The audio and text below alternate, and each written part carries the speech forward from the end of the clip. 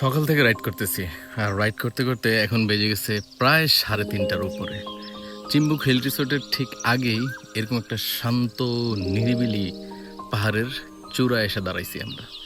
সামনে দিয়ে হচ্ছে রাস্তাটা গেছে ওই পাশ দিয়ে, আর এটা ঠিক এই পাশে হচ্ছে এরকম একটা ভিউ, অসাধারণ।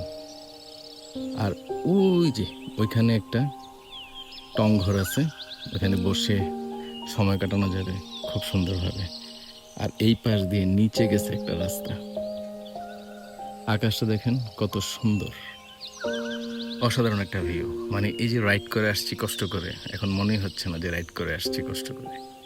সব ক্লান্তি দূর হয়ে গেছে।